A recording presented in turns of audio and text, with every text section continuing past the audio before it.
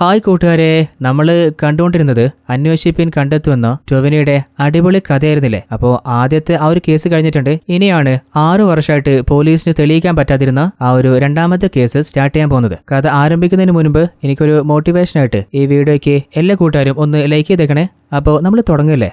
അങ്ങനെ രണ്ടാം ഭാഗത്തിന്റെ തുടക്കത്തില് നമ്മുടെ ഹീറോ ആനന്ദിലെ ശ്രീദേവി മർഡർ കേസിന്റെ കേസ് ഫയൽ എടുത്തിട്ട് കൂടെ ജോലി ചെയ്ത് സസ്പെൻഡായ 3 ഓഫീസേഴ്സ് ഇല്ലേ, അവരോട് കാര്യം പറയുമ്പോൾ അവരും ഹീറോയുടെ കൂടെ ആ ഒരു നാട്ടിലേക്ക് പോവാന്ന് സമ്മതിക്കാണ്. അങ്ങനെ ബസ്സിൽ കയറിയിട്ട് ആ ഒരു നാട്ടിലേക്ക് എത്തുമ്പോഴാണ് അവിടെ ഒരു പാർട്ടിയുടെ പരിപാടി നടന്നുകൊണ്ടിരിക്കുന്നുണ്ട്. ആ ഒരു മീറ്റിംഗ് ലീഡ് ചെയ്യുന്നത് ആ ഗ്രാമത്തിലെ പ്രസിഡന്റ് ആണ്. അങ്ങേര് പറയുന്നത് എന്താന്ന് വെച്ചാല്, ഓൾറെഡി ശ്രീദേവി മർഡർ കേസ് അന്വേഷിക്കാനെന്ന് പറഞ്ഞിട്ട് കുറേയധികം പോലീസ്, ക്രൈംബ്രാഞ്ച്, CBI ഒക്കെ ആ നാട്ടിലേക്ക് വന്നിട്ട് ജനങ്ങളെ വല്ലാതെ ബുദ്ധിമുട്ടിച്ചിട്ടുണ്ട്. നമ്മുടെ നാട്ടിലേക്ക് വീണ്ടും ശ്രീദേവി കേസ് അന്വേഷിക്കാനായിട്ട് 4 പോലീസുകാർ വരുന്ന കാര്യം ഞാൻ അറിഞ്ഞിട്ടുണ്ട്. ആ ഒരു പോലീസുകാര് സസ്പെൻഷനിലായതാണ്. എന്തിനാ സസ്പെൻഡ് ആയെന്നറിയോ? ഒരു തെറ്റും ചെയ്യാത്ത ഒരു ഫാദറിന്റെ മകനെ കള്ള കേസിൽപ്പെടുത്തിയിട്ട് അവന് ക്രൂരമായിട്ട് അടിച്ച് കൊന്നു കളഞ്ഞിട്ട് ആ ഒരു കൊലപാതകം ആരും കണ്ടെത്താതിരിക്കാന് ട്രെയിനിന്റെ മുമ്പിലേക്ക് അവനെ തള്ളിവിട്ടതാണ്. അങ്ങനെ ആ പയ്യന്റേത് ഒരു ആക്സിഡന്റ് ആക്കിയിട്ട് അവർ മാറ്റിയതുകൊണ്ടാണ് ഗവൺമെന്റ് അവരെ ജോലിയിൽ നിന്ന് സസ്പെൻഡ് ചെയ്തത്. അപ്പോൾ നിങ്ങൾക്ക് മനസ്സിലായില്ലേ, വരാൻ പോകുന്നത് ക്രൂരരായിട്ടുള്ള 4 പോലീസുകാരാ. ഇവന്മാരെ പോലുള്ള ഒരുത്തിനും തിരിച്ച് സർവീസിൽ കയറാൻ പാടില്ല.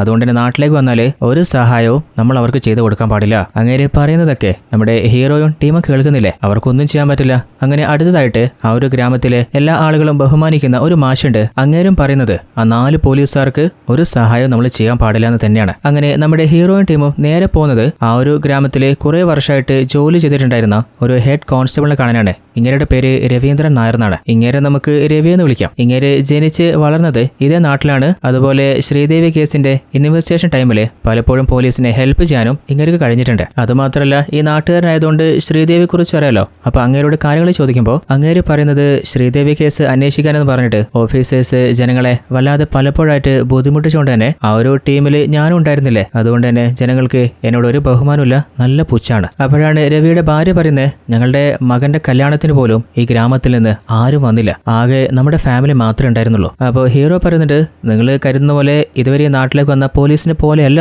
നമ്മൾ ആർക്കും ഒരു ബുദ്ധിമുട്ടുണ്ടാക്കാതെ പേരിന് ഒരു ഇൻവെസ്റ്റിഗേഷൻ നടത്തിയിട്ട് വേഗം തന്നെ തിരിച്ച് പോകാനാ പ്ലാന്. അങ്ങനെ നമ്മുടെ ആനന്ദിന് സ്റ്റേ ചെയ്യാൻ ഒരു വാടക വീട് നമ്മുടെ കോൺസ്റ്റബിൾ രവി സെറ്റാക്കിയിട്ടുണ്ട്. അങ്ങോട്ടേക്ക് അവരെ കൂട്ടിക്കൊണ്ടുപോകുമ്പോൾ ജനങ്ങൾക്ക് ഓൾറെഡി ആ കാര്യം മനസ്സിലായിട്ട് ഇവിടെ ഒരു പോലീസും ഒരു ഇൻവെസ്റ്റിഗേഷനും നടത്തണ്ട. അപ്പോൾ ഹീറോ പറയുന്നുണ്ട്, ഇതിന് മുൻപ് വന്ന ഓഫീസേഴ്സിൽ നിന്ന് നിങ്ങൾക്ക് അനുഭവിക്കേണ്ടി വന്ന പോലെ ഒരു പ്രശ്നവും ഞങ്ങളുടെ ഭാഗത്ത് ഉണ്ടാവില്ല. കുറച്ച് നാള് കൂടിപ്പോയാൽ ഒരാഴ്ച ഒരു ചെറിയ അന്വേഷണം നടത്തിയിട്ട് നമ്മൾ തിരിച്ചു പോകും. അപ്പൊ പ്രസിഡന്റ്, അങ്ങനെയാണെങ്കിൽ കുഴപ്പമില്ല. അങ്ങനെ അവരവിടുന്ന് തിരിച്ചു പോകുമ്പോൾ കുറച്ച് അകലെ നിന്നിട്ട് ഒരാള് നമ്മുടെ ഹീറോയിൻ ടീമിന് തുറച്ചു നോക്കുന്നുണ്ട്. അപ്പൊ ഹീറോ രവിയോട്, അല്ല അവൻ ആരാന്ന് ചോദിക്കുമ്പോൾ അവൻ ഈ നാട്ടിലെ ഗോവിന്ദൻ എന്ന ഒരാളുടെ മകനാണ്. മുമ്പുണ്ടായിരുന്ന പോലീസ് ടീം അങ്ങേരെ ചോദ്യം ചെയ്യാനെന്ന് പറഞ്ഞിട്ട് മൃഗീയമായി ഉപദ്രവിച്ചിട്ടാണ് അങ്ങേര് മരണപ്പെട്ടു പോയത്. എന്നിട്ട് ശ്രീദേവിയുടെ ഫ്ലാഷ് ബാക്ക് അങ്ങേര് പറയാണ്, ശ്രീദേവിയുടെ അമ്മയില്ലേ ചെറുപ്രായത്തില് ഒരു ഫിനാൻസ് കമ്പനിയിലെ ജോലിക്ക് പോയിട്ടുണ്ടായിരുന്നു. ആ കമ്പനിയിലെ ഓണർ അവളെ ചതിച്ച് ഗർഭിണിയാക്കി നാട് കടന്നതാണ്. എന്നാൽ കുടുംബം ആ ഒരു രഹസ്യം പുറത്തു പറയാതെ അവരുടെ മാമനായിട്ടുള്ള പൊടിയനെ കൊണ്ട് തന്നെ അവളെ കല്യാണം കഴിപ്പിച്ചു കൊടുത്താണ്.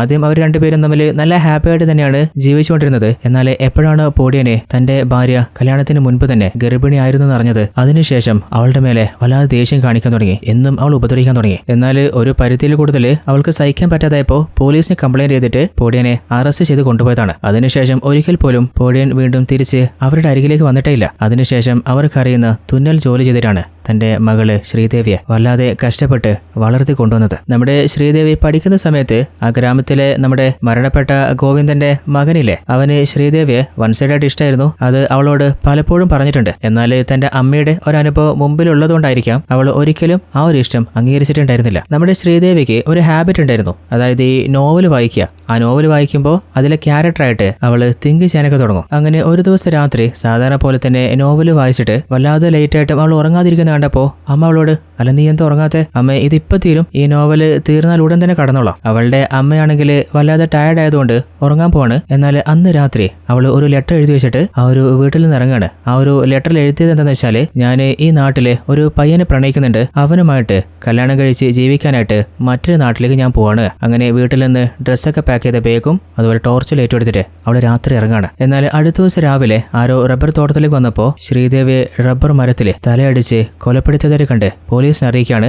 ആ ഒരു സീനിലേക്ക് ആദ്യം പോയിട്ടുണ്ടായിരുന്നത് നമ്മുടെ ഹെഡ് ഇൻസ്പെക്ടർ ആയിട്ടുള്ള രവി ആയിരുന്നു. അങ്ങനെ പോലീസ് ടീമിനെ കൊണ്ട് ഇൻവെസ്റ്റിഗേഷൻ സ്റ്റാർട്ട് ചെയ്യാണ്. ശ്രീദേവിയുടെ ബോഡി ആദ്യം കണ്ടത് നമ്മുടെ ഗോവിന്ദനാണ്. പോലീസുകാരൻ ഗോവിന്ദനോട് ചോദിക്കുന്നുണ്ട്, അല്ല നീ തന്നെയാണോ അവളെ കൊലപ്പെടുത്തിയത്? കാരണം നീ മാത്രല്ലേ ആദ്യം അവളുടെ ബോഡി കണ്ടേ. അപ്പോൾ അങ്ങേരെ പേടിച്ചിട്ട് അങ്ങേരുടെ കൈയൊക്കെ വരയ്ക്കാൻ തുടങ്ങിയപ്പോൾ കൈയൊക്കെ വരയ്ക്കുന്നുണ്ടല്ലോ. ശ്രീദേവിയുടെ കൊലപാതകമായിട്ട് ഗോവിന്ദന് ബന്ധമുണ്ടെന്ന് പറഞ്ഞിട്ട് അയാളെ അറസ്റ്റ് ചെയ്ത് കൊണ്ടുപോയിട്ട് ചോദ്യം ചെയ്യാനെന്ന പേരിൽ സ്റ്റേഷനിൽ വെച്ച് വല്ലാതെ ഉപദ്രവിച്ചിട്ട് ജനങ്ങളുടെ മുൻപിൽ അപമാനിക്കപ്പെട്ടില്ലേ, ആ ഒരു സങ്കടത്തിലാണ് അങ്ങേരെ ആത്മഹത്യ ചെയ്യുന്നത്. എന്നിട്ടും ലോക്കൽ പോലീസ് കുറെയൊക്കെ ജനങ്ങളെ ഉപദ്രവിച്ച് ചോദ്യം ചെയ്യൽ നടത്തിയിട്ടും ശ്രീദേവിയുടെ യഥാർത്ഥ കൊലയാളിയെ അവർക്ക് കണ്ടെത്താൻ പറ്റിയില്ല. അതിനുശേഷമാണ് ക്രൈംബ്രാഞ്ച് കേസ് ഏറ്റെടുക്കുന്നത്. എന്നിട്ട് അവരും തലകുത്തി നിന്ന് നോക്കിയിട്ടും അവർക്കും ഒന്നും തെളിയിക്കാൻ പറ്റിയില്ല. പിന്നീട് വളരെ ഫേമസ് ആയിട്ടുള്ള ഒരു ഡിവൈഎസ്പി അദ്ദേഹം ആ ഒരു കേസ് ഏറ്റെടുത്തിട്ട് കുറേയധികം കാര്യങ്ങൾ അദ്ദേഹത്തിന് മനസ്സിലായി. എന്നിട്ടും കൊലയാളിയിലേക്ക് അങ്ങ് എത്താൻ പറ്റിയില്ല. അദ്ദേഹത്തിന് ഏകദേശം മനസ്സിലായത് ശ്രീദേവി മരണപ്പെടുന്നതിന് മുൻപ് അവള് പ്രഗ്നന്റ് ആയിരുന്നു, 3 മാസം കുഞ്ഞിനെ വയറ്റിൽ ചുമന്നിരുന്നു. എന്നാൽ അതിന്റെ യഥാർത്ഥ കാരണക്കാരനാരാണ് അത് മാത്രം നമ്മുടെ DSPക്കും കണ്ടെത്താനേ പറ്റിയില്ല. എന്നാൽ ശ്രീദേവി മരണപ്പെട്ടത് ആ നാട്ടിലൊരു റബ്ബർ തോട്ടത്തിൽ വെച്ചിട്ടല്ലേ. അപ്പോൾ ആ സ്ഥലത്തിന് ഓണറില്ലേ, അങ്ങനെ കുറിച്ച് പറയുകയാണെങ്കിൽ സ്ത്രീ വിഷയത്തിൽ കുറച്ച് മോശമാണ്. ഇയാളുടെ വീട്ടിൽ മാത്രമേ TV ഉണ്ടായിരുന്നുള്ളൂ. അതുകൊണ്ട് തന്നെ ചെറുപ്പത്തിൽ ശ്രീദേവി അവിടെ പോയിട്ടാണ് TV കാണാറുണ്ടായിരുന്നത്. അതുമാത്രമല്ല ആ നാട്ടിലെ എല്ലാ പെൺകുട്ടികളും ആൺകുട്ടികളും TV കാണാൻ വേണ്ടി അങ്ങോട്ട് പോകാറുണ്ടായിരുന്നു. അപ്പോൾ ശ്രീദേവി ആ വീട്ടിലേക്ക് പോകാറുണ്ടായിരുന്നു. അയാളുടെ തോട്ടത്തിൽ വെച്ചിട്ടാണ് അവൾ കൊല്ലപ്പെടുകയും ചെയ്യുന്നത്. അത് മാത്രമല്ല അങ്ങേര് അന്ന് അവളുടെ ബോഡി കാണാന് ആ ഒരു തോട്ടത്തിലേക്ക് വന്നിരുന്നില്ല. അങ്ങേര് ആ നാട്ടിൽ തന്നെ ഉണ്ടായിരുന്നില്ല എന്നൊക്കെയാ പറഞ്ഞിരുന്നത്. അങ്ങനെ നമ്മുടെ DSP അങ്ങേരെ ചോദ്യം ചെയ്യുമ്പോൾ അയാൾ പറയുന്നുണ്ട്, സാറേ ശ്രീദേവിയെ ഞാനല്ല സത്യത്തിൽ കൊലപ്പെടുത്തിയേ, എന്നാൽ അവൾക്ക് അങ്ങനെ സംഭവിച്ചെന്നറിഞ്ഞപ്പോൾ അവളുടെ ബോഡി എനിക്ക് കാണാൻ കഴിഞ്ഞില്ല, അതുകൊണ്ടാണ് ഞാനന്ന് നാട്ടിൽ നിന്ന് പോയത്. എന്നാൽ നമ്മുടെ DSPക്ക് അങ്ങേര് പറയുന്ന വിശ്വാസമാകുന്നില്ല. അതുകൊണ്ട് തന്നെ ശ്രീദേവി കൊല്ലപ്പെടുന്നതിന് മുൻപ് 3 മാസം ഗർഭിണിയായിരുന്നില്ലേ. അപ്പോൾ ആ ഒരു കുഞ്ഞിന്റെ DNA-യും അതുപോലെ ഇങ്ങനെയുടെ DNA-യും മാച്ച് ചെയ്ത് നോക്കുമ്പോൾ അത് മാച്ചായിട്ടില്ല. അതായത് ശ്രീദേവി ഗർഭം ധരിച്ചിട്ടുള്ളത് ഇങ്ങനെയുടെ കുഞ്ഞല്ല. അങ്ങനെയാണ് DSP അയാളെ അന്ന് വെറുതെ വിടുന്നതെന്ന് നമ്മുടെ രവി ഹീറോയോട് പറയുന്നുണ്ട്. എന്നാൽ അവന് വല്ലാതെ ദേഷ്യമുണ്ടായിരുന്നു ശ്രീദേവിയുടെ ആ ഒരു കാമുകന് മേലെ. കാരണം അവൻ കാരണാണല്ലോ അങ്ങനെ പോലീസ് സംശയിച്ചത്. കഴിഞ്ഞ 6 വർഷമായിട്ട് ശ്രീദേവിയുടെ ആ ഒരു കള്ള കാമുകനാരാണ്, അവളുടെ കൊലയാളി ആരാണ്, അതിന്റെ ഒരു തുമ്പും കിട്ടാതെ പോലീസ് ടീമും നാട്ടിലെ ജനങ്ങളും തല പുകഞ്ഞുകൊണ്ടിരിക്കുകയാണ്. സാറേ നിങ്ങൾക്കും ടീമിനും എന്തെങ്കിലും കണ്ടുപിടിക്കാൻ പറ്റുകയാണെങ്കിൽ മാക്സിമം ട്രൈ ചെയ്ത് നോക്ക്. എന്നാൽ രവി പറഞ്ഞു കേട്ടിട്ട് നമ്മുടെ ഹീറോയ്ക്ക് ഒരു ഹോപ്പുമില്ല. അതായത് പോലീസിലെ വമ്പന്മാര് തലകുത്തി നോക്കിയിട്ടും ഒരനക്കം പോലും അനങ്ങാത്ത കേസല്ലേ. അപ്പോൾ അസിസ്റ്റൻസ് ചോദിക്കുന്നുണ്ട്, അല്ല സാറേ നമ്മളിനി എന്താ ചെയ്യണ്ടേ, കേസും ക്ലോസ് ചെയ്തിട്ട് പ്രത്യേകിച്ച് ക്ലൂ ഒന്നും കിട്ടിയില്ല എന്ന് പറഞ്ഞിട്ട് തിരിച്ചു പോകാനാ? അപ്പൊ ഹീറോ കുറച്ച് നാൾ കൂടി നമുക്ക് നോക്കാം, എന്തെങ്കിലും ക്ലൂ കിട്ടുമെന്ന്. ഒരു 5 ദിവസം നമുക്ക് നോക്കാം, എന്നിട്ടും ഒരു ക്ലൂവും കിട്ടിയിട്ടില്ലെങ്കിൽ കേസും ക്ലോസ് ചെയ്ത് നമുക്ക് തിരിച്ചു പോകാം. അങ്ങനെ നമ്മുടെ ഹീറോ നേരെ പോകുന്നത് ശ്രീദേവിയുടെ വീട്ടിലേക്കാണ്. അങ്ങനെ അവളുടെ അമ്മയെ കാണുന്നുണ്ട്. ശ്രീദേവി വായിച്ചിട്ടുണ്ടായിരുന്ന ആ നോവൽസിലെ അതൊക്കെ എടുത്തിട്ട് അതിൽ നിന്ന് തനിക്ക് എന്തെങ്കിലും ക്ലൂ കിട്ടുമെന്ന് ഹീറോ നരിച്ച് പെറുക്കി നോക്കുന്നുണ്ട്. അപ്പോഴാണ് ഒരു നോവൽ ബുക്കിനുള്ളിൽ ഒരു പോസ്റ്റ് ലെറ്റർ കാണുന്നത്. ആ ഒരു ലെറ്റർ അയച്ചിട്ടുള്ളത് ബോംബെയിൽ നിന്ന് ലേഖ എന്നൊരു പെൺകുട്ടിയാണ്. ആരാണ് ലേഖ എന്ന് അന്വേഷിക്കുമ്പോൾ അവൾ വേറെ ആരുമല്ല, നമ്മുടെ ശ്രീദേവിയുടെ ഒരു ബെസ്റ്റ് ഫ്രണ്ട് ആയിരുന്നു. അവളെ കുറിച്ച് അന്വേഷിക്കുമ്പോൾ അവളിപ്പോ ഇതേ നാട്ടിൽ തന്നെയാണുള്ളത്. അങ്ങനെ അവളുടെ വീട്ടിലേക്ക് പോയിട്ട് ഹീറോ ചോദിക്കുന്നുണ്ട്, അല്ല ലേഖ നീ ശ്രീദേവിക്ക് ഇടയ്ക്കിടയ്ക്ക് ലെറ്റർ അയക്കുമായിരുന്നു? അപ്പോൾ അവൾ പറയുന്നുണ്ട്, സാറേ ഞാൻ ബോംബെയിൽ എൻ്റെ ഏട്ടൻ അവിടെ ഒരു കമ്പനിയിൽ വർക്ക് ചെയ്യുന്നു. അപ്പൊ ഞാൻ കുറച്ച് നാൾ അങ്ങോട്ട് പോയപ്പോൾ ഇടയ്ക്കിടയ്ക്ക് അവൾക്ക് ലെറ്റർ അയക്കാറുണ്ടായിരുന്നു. നാട്ടിൽ നിന്ന് നമ്മൾ ഇടയ്ക്കിടയ്ക്ക് കാണുന്നയാ, അപ്പോൾ സംസാരിക്കാനേ ആ ഒരു വഴിയിലുണ്ടായിരുന്നുള്ളൂ. അപ്പൊ ഹീറോ, അല്ല ബോംബെയിൽ നിന്ന് നിങ്ങൾ എപ്പോഴാണ് തിരിച്ചു വന്നേ, അതിനെന്തെങ്കിലും കാരണമുണ്ടോ? അവൾ പറയുന്നുണ്ട്, എൻ്റെ ഏട്ടൻ ജോലി ചെയ്ത കമ്പനിയിൽ ഫയർ ആക്സിഡന്റ് സംഭവിച്ചു ഏട്ടൻ മരണപ്പെട്ടു പോയതാ, അതിനുശേഷം നാട്ടിലേക്ക് വരുന്നത്. അപ്പൊ ഹീറോ, അല്ല ശ്രീദേവി നിങ്ങൾക്ക് ലാസ്റ്റ് അയച്ച കത്തില് എന്താ എഴുതിയെന്ന് ഓർമ്മയുണ്ടോ? അതെനിക്ക് ഓർമ്മയില്ല, നമ്മൾ സാധാരണ നാട്ടുവിശേഷങ്ങൾ മാത്രമേ അങ്ങോട്ടും ഇങ്ങോട്ടും ചോദിക്കാറുള്ളൂ. അപ്പൊ ഹീറോ, നിങ്ങൾക്ക് അവസാനമായിട്ട് അവൾ എന്തെങ്കിലും പറഞ്ഞ കാര്യം ഓർമ്മ വരികയാണെങ്കിൽ, സംശയം തോന്നുകയാണെങ്കിൽ മറക്കാതൊന്ന് പറഞ്ഞേക്കണേ. അങ്ങനെ ഹീറോയും ടീമും ഇറങ്ങാൻ ഒരുങ്ങുമ്പോൾ അവൾ പറയുന്നുണ്ട്, സാറേ ലാസ്റ്റ് അയച്ച കത്തിൽ അവൾ എന്താ പറഞ്ഞതെന്ന് എനിക്ക് ഓർമ്മയില്ല, പക്ഷെ അതിനു മുമ്പ് അയച്ച 2-3 കത്തില് എനിക്ക് സംശയം തോന്നുന്ന രീതിയിൽ അവൾ എന്നോട് പറയാറുണ്ടായിരുന്നു അവൾക്ക് എന്തോ ഹിന്ദി പഠിക്കാൻ താല്പര്യമുണ്ടെന്ന്, അതുപോലെ ഹിന്ദി പഠിക്കാൻ ഭയങ്കര കഷ്ടമാണോ അങ്ങനെയൊക്കെ. അപ്പോൾ ഞാനും എന്തിനാന്ന് ചോദിച്ചപ്പോൾ കേരളം വിട്ട് പുറത്ത് എവിടെയെങ്കിലും പോയിട്ട് ജോലി ചെയ്യണമെന്നും ടൈപ്പിംഗ് ക്ലാസ്സിൽ ചേരണമെന്നും അതിന് ഹിന്ദി ഹെൽപ്പ് ചെയ്യുന്നൊക്കെ അവൾ പറഞ്ഞു. ഞാനും വലിയ സീരിയസ് ആയിട്ട് എടുത്തിട്ടില്ല. അതിനുശേഷം ഞാനൊരു ലെറ്റർ അയച്ചിരുന്നു എന്തിനാന്നൊക്കെ, പക്ഷെ അതിനവള് റിപ്ലൈ തന്നിട്ടില്ല. അപ്പോൾ ഹീറോയ്ക്കും ടീമിനും ഒരു കാര്യം ഉറപ്പാവുന്നുണ്ട്. അതായത് ശ്രീദേവി അവൾ ഈ നാട് വിട്ട് പോകണമെന്നും ഹിന്ദി പഠിക്കണമെന്ന് ആഗ്രഹിച്ചിട്ടുണ്ടെങ്കിൽ അവളുടെ ലവർ ഹിന്ദി ലാംഗ്വേജ് ആയിട്ടുള്ള ഏതോ ഒരു നാട്ടിലാണ് ജോലി ചെയ്യുന്നത്. അതുകൊണ്ടായിരിക്കാം അവന്റെ കൂടെ പോകാനും അവിടെ ജോലി ചെയ്യാനും അവൾ ആഗ്രഹിച്ചിട്ടുണ്ടാവുക. ഇനിയിപ്പോ നമുക്ക് 1988 ഈ നാട്ടില് ആരൊക്കെയാണ് ഹിന്ദി ലാംഗ്വേജ് ഉള്ള നാട്ടിൽ ജോലി ചെയ്തിട്ടുണ്ടായിരുന്നെന്ന് കണ്ടെത്തി കഴിഞ്ഞാൽ ചിലപ്പോൾ നമുക്ക് ഈ കേസിൽ ഒരു തുമ്പ് കിട്ടാൻ സാധ്യതയുണ്ട്. അങ്ങനെ നേരെ ആ നാട്ടിലെ പഞ്ചായത്ത് ഓഫീസിലേക്ക് പോവാണ്. കാരണം അവിടെയാണല്ലോ നാട്ടിലെ ജനങ്ങളുടെ എല്ലാ ഡീറ്റെയിൽസ് ഉണ്ടാവുക. അങ്ങനെ 1988 ഈ നാട്ടിലുണ്ടായിരുന്ന ജനങ്ങളുടെ ഡീറ്റെയിൽസ് വേണമെന്ന് പ്രസിഡന്റിനോട് ഹീറോ ചോദിക്കുമ്പോൾ അങ്ങനെ പറയുന്നുണ്ട്, ആ ഡീറ്റെയിൽസ് ഇതാ ഇവിടെ ഷെൽഫിലുണ്ട്. അന്നത്തത് മാത്രമല്ല, അതിനുശേഷം കഴിഞ്ഞ 3 വർഷത്തെ എല്ലാ ഡീറ്റെയിൽസും ഉണ്ട്. നിങ്ങൾ ആ ഒരു റെഡ് ഫയൽ കാണുന്നില്ലേ, അതിന്റെ തൊട്ടരികിലുള്ള ഫയലാണ് നിങ്ങൾ ചോദിച്ചത്. എന്നാൽ ഞാൻ ആ ഫയൽ തരില്ല. അപ്പൊ ഹീറോ അതെന്താന്ന് ചോദിക്കുമ്പോൾ ഈ നാട്ടിലെ ജനങ്ങൾ ഒരു തീരുമാനം എടുത്തിട്ടുണ്ട്, ഒരു രീതിയിലും നിങ്ങളെ ഇൻവെസ്റ്റിഗേഷനിൽ ഹെൽപ്പ് ചെയ്യാൻ പാടില്ല. അപ്പോ ഈ നാട്ടിലെ പ്രസിഡന്റായ ഞാൻ അത് തെറ്റിക്കാൻ പാടില്ലല്ലോ. അപ്പൊ ഹീറോ പോലീസ് ചോദിച്ചു തരാൻ പറ്റില്ല. പ്രസിഡന്റ് പറയുന്നുണ്ട്, എന്താ സൗണ്ടൊക്കെ കുറച്ച് കനത്തില്, ഞാൻ കഴിഞ്ഞ 15 വർഷമായിട്ട് ഈ നാട്ടിലെ പ്രസിഡന്റായിട്ട് ജോലി ചെയ്യാം. അതിന് മുൻപ് ഞാൻ എവിടെ ഇരുന്നറിയോ? മിലിറ്ററിയിലെ ഒരു സോൾജർ ഇരുന്നു. ബാക്കിയുള്ള ആളുകളെ കാണുന്ന പോലെ എന്നെ കാണാൻ നിൽക്കണ്ട. നിങ്ങൾ ചോദിച്ച ഫയല് അത് തരാൻ പറ്റില്ല. കൂടുതലൊന്നും പറയാതെ അവിടെ നിന്ന് പുറത്തേക്ക് ഇറങ്ങി പോകുമ്പോൾ നമ്മുടെ പ്രസിഡന്റിന് ഒരു അസിസ്റ്റന്റ് ഉണ്ട്. അങ്ങേർക്ക് പൈസ കൊടുത്താല് അങ്ങനെ എന്തും ചെയ്യുന്ന ഉറപ്പായപ്പോ അങ്ങനെ കൂട്ടിക്കൊണ്ടുവന്ന് കുറച്ച് മദ്യമൊക്കെ വാങ്ങിക്കൊടുത്തിട്ട് ആ ഒരു ഫയൽ എടുത്തു കൊടുക്കാൻ പറയാണ്. മദ്യം ഉള്ളിൽ കയറിയപ്പോ പ്രസിഡന്റ് അവൻ എന്ത് ചെയ്യാനാ, നിങ്ങൾക്ക് ഏത് ഫയലാ? 1988 ആ ഷെൽഫിലെ മുഴുവൻ ഫയൽ വേണമെങ്കിലും ഞാൻ കൊണ്ടുതരാം. ആ ഒരു ഫയല് നാളെ എന്റെ കയ്യിലുണ്ടാവും. ഓൾറെഡി നമ്മുടെ ഹീറോയിൻ ടീമും 5 ദിവസം കൂടി ഇൻവെസ്റ്റിഗേറ്റ് ചെയ്ത് തിരിച്ചു വന്ന് തീരുമാനിച്ചല്ലേ. അങ്ങനെ ഇന്ന് 5ാമത്തെ ദിവസമാണ്. അപ്പോൾ അസിസ്റ്റന്റ് പോലീസ് ചോദിക്കുന്നുണ്ട്, അല്ല സാറേ നമ്മളിന്ന് ഇവിടുന്ന് തിരിച്ചു പോവാണോ? അപ്പൊ ഹീറോ ആ ഒരു ഫയല് കിട്ടിയിട്ടില്ലല്ലോ, അതും കൂടി ചെക്ക് ചെയ്ത് എന്തെങ്കിലും കൂടി കിട്ടും നോക്കാം. അപ്പൊ ഒരു 3 ദിവസം കൂടി നമ്മളിവിടെ സ്റ്റേ ചെയ്യൂലേ. അപ്പോൾ അതിന് വേണ്ട സാധനം ഞാൻ കടയിൽ നിന്ന് വാങ്ങിട്ട് വരാം. അപ്പൊ ഹീറോ പൈസ ഞാൻ തരാന്ന് പറഞ്ഞിട്ട് ഷെൽഫിൽ നിന്ന് പൈസ എടുക്കാൻ നോക്കുമ്പോൾ ഓൾറെഡി ഇവർക്ക് ഒരു ലെറ്റർ കിട്ടിയിരുന്നില്ലേ, അതിന്റെ മേലൊരു ലെൻസ് ഉണ്ട്. അതിലൂടെ എന്തോന്ന് ഹീറോ കാണുകയാണ്. അതായത് ലെറ്റർ അയച്ചത് ലേഖയുടെ അഡ്രസ്സിലാണ്, എന്നാൽ അതിന്റെ പിന്നില് ഏത് സ്ഥലത്ത് നിന്നാണ് അയച്ചതെന്ന് ഒരു സീൽ ഉണ്ടാവും. അതിൽ ഗൂർഖ എന്നൊരു ഏരിയ ആണുള്ളത്. എന്നാൽ ലേഖ ഉണ്ടായിരുന്നത് ബോംബെയിലല്ലേ. അപ്പോൾ ആരോ ഒരാള് ലേഖയുടെ പേര് വെച്ചിട്ട് ഡൽഹിയിലുള്ള ഗൂർഖ എന്ന ഏരിയയിൽ നിന്നാണ് ആ ഒരു ലെറ്റർ അയച്ചിട്ടുള്ളത്. അപ്പോൾ ഹീറോയ്ക്ക് ഒരു കാര്യം ഉറപ്പാവുന്നുണ്ട്, അതായത് ശ്രീദേവിയുടെ ആ ഒരു രഹസ്യ കാമുകനാണ് കൂട്ടുകാരി ലേഖയുടെ പേരിലെ ഡൽഹിയിൽ നിന്ന് ഫേക്ക് പേര് വെച്ചിട്ട് ഈ ഒരു ലെറ്റർ അയച്ചിട്ടുണ്ടാവുക. അത് ഉറപ്പിക്കാനായിട്ട് നമ്മുടെ ഹീറോ നേരെ പോകുന്നത് ശ്രീദേവിയുടെ ഫ്രണ്ട് ലേഖയുടെ അരികിലേക്കാണ്. ആ ഒരു ലെറ്റർ കാണിച്ചിട്ട് ഈ ഹാൻഡ് റൈറ്റിംഗ് നിങ്ങളുടേതാണോ എന്ന് ചെക്ക് ചെയ്ത് നോക്കുമെന്ന് പറയുമ്പോൾ അവൾ പറയുന്നുണ്ട്, ഇത് എന്റെ ഹാൻഡ് റൈറ്റിംഗേ അല്ല. അതുമാത്രമല്ല, ഞാൻ ശ്രീദേവിക്ക് ലെറ്റർ അയക്കുമ്പോൾ ഇതുപോലെ ഞാൻ അയക്കാറില്ല, വൈറ്റ് പേപ്പറിൽ മാത്രമേ അയക്കാറുള്ളൂ. അപ്പോൾ ഹീറോയ്ക്ക് ഒരു കാര്യം ഉറപ്പായിട്ടുണ്ട്, അതായത് ഇവര് പ്രതീക്ഷ പോലെ തന്നെ ശ്രീദേവിയുടെ ആ ഒരു രഹസ്യ കാമുകൻ തന്നെയാണ് ഈ ലെറ്റർ അയച്ചത്. ഇനിയിപ്പോൾ അവൻ ആരാണെന്ന് കണ്ടെത്തണമെങ്കിൽ ഡൽഹിയിലെ ഗൂർഖയിലെ 1988 ആരായിരുന്നു ജോലി ചെയ്തെന്ന് കണ്ടുപിടിച്ചാല് ശ്രീദേവിയുടെ കാമുകനിലേക്കും അവളുടെ കൊലയാളിയിലേക്ക് എത്താൻ പറ്റും. ഇനിയിപ്പോൾ ആ ഒരു ഫയൽ കിട്ടിയാൽ മതിയില്ലേ. അങ്ങനെ ഫയലിനെ കാത്തു നിൽക്കുമ്പോൾ പ്രസിഡന്റിന്റെ അസിസ്റ്റന്റ് ഓടി വന്ന് പറയുന്നുണ്ട്, സാറേ ആ ഫയൽ എനിക്ക് കിട്ടിയില്ല. കാരണം ഇന്നലെ തന്നെ പ്രസിഡന്റ് ആ ഫയല് അങ്ങനെ വീട്ടിൽ കൊണ്ടുവച്ച് കളഞ്ഞു. അവർക്കാണെങ്കിൽ കലിപ്പ് വന്നിട്ട് ഇനിയിപ്പോൾ എന്താ ചെയ്യാ, ആകെ ഉണ്ടായിരുന്ന ഹോപ്പും പോയില്ലേ. കേസും ക്ലോസ് ചെയ്ത് തിരിച്ചു പോയാലോ. അപ്പൊ ഹീറോ ഏകദേശം ഞങ്ങൾ എത്തിയിട്ടുണ്ട്. ആ ഒരു ഫയൽ കാണാതെ ഞാൻ എങ്ങോട്ടുമില്ല. ഇനിയിപ്പോ ഫയൽ എടുക്കണമെങ്കിൽ വീട്ടിൽ കയറി അടിച്ചു മാറ്റല്ലാതെ വേറെ നിവൃത്തിയില്ലല്ലോ. അങ്ങനെ പ്രസിഡന്റിന്റെ വീടിന്റെ ഓടൊക്കെ മാറ്റിയിട്ട് നമ്മുടെ ഹീറോ വീട്ടിലേക്ക് ഇറങ്ങി. അങ്ങനെ ഫയൽസ് ഒക്കെ എടുത്തു വെക്കുന്ന ഷെൽഫിൽ നിന്ന് ഹീറോ തേടി വന്ന ആ ഒരു ഫയൽ കിട്ടിയിട്ടുണ്ട്. അങ്ങനെ ഹാപ്പി ആയിട്ട് അവിടെ നിന്ന് തിരിച്ചു പോകാൻ നോക്കുമ്പോഴാണ് നമ്മുടെ പ്രസിഡന്റ് ഇല്ലേ ഓൾറെഡി ആ കാഴ്ച കണ്ടിട്ട് കയ്യിൽ കത്തി എടുത്തിട്ട്, അല്ല താനൊരു പോലീസ് എന്ന് കരുതിയിട്ട് നല്ല കള്ളനായിരുന്നല്ലേ, 1 മിനിറ്റ് നിൽക്ക് ഞാൻ നാട്ടുകാരെ വിളിക്കട്ടെ. എന്നാൽ ഹീറോ ആണെങ്കിൽ പ്രസിഡന്റിന്റെ കയ്യിലെ കത്തി പിടിച്ചു വാങ്ങിട്ട് അങ്ങനെ ഒരു കഴുത്തിൽ വെച്ചിട്ട് പറയുന്നുണ്ട്, പൊന്നു മോനെ ഈ കത്തിയില്ലേ ഒന്നങ്ങ് അമർത്തിയാല് ശ്രീദേവി മർഡർ കേസ് പോലെ പ്രസിഡന്റ് മർഡർ കേസാവും. നിന്നെയും തീർത്തിട്ട് ഞാൻ തന്നെ ഈ കേസ് അന്വേഷിക്കാൻ തുടങ്ങും. നാട്ടിലേക്ക് ഞങ്ങൾ വന്നപ്പോൾ നീ എന്താ പറഞ്ഞേ, ഞങ്ങൾ ഒരു ഫാദറിന്റെ മകനെ കൊലക്കേസിൽ പെടുത്തിയിട്ട് അവനെ ഞങ്ങളെ കൊന്നുകളഞ്ഞതോ? അല്ല താനെന്താ കണ്ണോട് കണ്ട കാഴ്ച? അങ്ങ് തട്ടിവിടാന് ഈ ഫയല് എനിക്ക് കൊണ്ടേ മതിയാവും. ശ്രീദേവി മർഡർ കേസിൽ ആകെ ഒരു ഹോപ്പ് ഇത് മാത്രമാണ്, തനിക്ക് ചെയ്യാൻ പറ്റുന്നത് താൻ ചെയ്ത് കാണിക്കുക. അപ്പോൾ ഇതുവരെ വമ്പ കലിപ്പനായ പ്രസിഡന്റ് ഇല്ലേ അങ്ങനെ മുട്ടുകുറിച്ച് പറയുന്നുണ്ട്, സാറേ സാറിന് വേണ്ട ഏത് ഫയൽ വേണേ കൊണ്ടുപോയിക്കോ, ഞാൻ ഹെൽപ്പ് ചെയ്യില്ലേ. അങ്ങനെ ആ ഒരു ഫയല് വീട്ടിലേക്ക് കൊണ്ടുപോയ ശേഷം അത് ചെക്ക് ചെയ്യുമ്പോഴാണ് അവർക്കൊരു കാര്യം മനസ്സിലാവുന്നത്. ആ ഒരു നാട്ടിലെ പ്രശസ്തനായിട്ടുള്ള ഒരു മാഷില്ലേ, അങ്ങേർക്ക് ഒരു മകനുണ്ട്. അവന്റെ പേരാണ് വിഷ്ണു. അവനും 1988 ജോലി ചെയ്തിട്ടുണ്ടായിരുന്നത് ഗൂർഖ എന്ന സ്ഥലത്തെ ഒരു പ്രൈവറ്റ് കമ്പനിയിലായിരുന്നു. അപ്പോ വിഷ്ണു തന്നെയാണ് നമ്മുടെ ശ്രീദേവിയുടെ കാമുകെന്ന് അവർക്ക് മനസ്സിലായില്ലേ. അങ്ങനെ മാഷിനെ കുറിച്ച് ആ ഒരു നാട്ടില് അങ്ങനെ എങ്ങനത്തെ ആളാണ് എല്ലാ ഡീറ്റെയിൽസും അവർ അന്വേഷിച്ച് നോക്കുമ്പോൾ നാട്ടുകാർ പറയുന്നത് മാഷ് അങ്ങനെ നല്ല മനുഷ്യനാണ്, എല്ലാ ആളുകൾക്കും ഒരു സഹായമാണെന്നൊക്കെയാണ്. അങ്ങനെ നമ്മുടെ ഹീറോയ്ക്ക് ആ ഒരു ഫയലിൽ നിന്ന് വേണ്ട ഡീറ്റെയിൽസ് കിട്ടിയില്ലേ. അങ്ങനെ ആ ഫയല് പ്രസിഡന്റിന് തിരിച്ചു കൊടുക്കുമ്പോൾ അങ്ങനെ ചോദിക്കുന്നുണ്ട്, ശ്രീദേവിയുടെ കൊലയാളെ കണ്ടെത്തിയോ? അപ്പൊ ഹീറോ കേസിന്റെ ഫയൽ റെഡിയാണ്, അത് സബ്മിറ്റ് ചെയ്യുമ്പോൾ നിങ്ങൾക്ക് വ്യക്തമായിട്ട് മനസ്സിലാവും. അപ്പോൾ നാളെ നിങ്ങൾ വന്നാൽ മതി. അപ്പൊ പ്രസിഡന്റ്, അല്ല നാളെ നിങ്ങൾ പോകണമെന്നോ? ശ്രീദേവി മർഡർ കേസിന്റെ റിപ്പോർട്ട് സബ്മിറ്റ് ചെയ്യുമ്പോൾ അവിടെ നിങ്ങളും ഉണ്ടാവണം. അപ്പോൾ പ്രസിഡന്റ്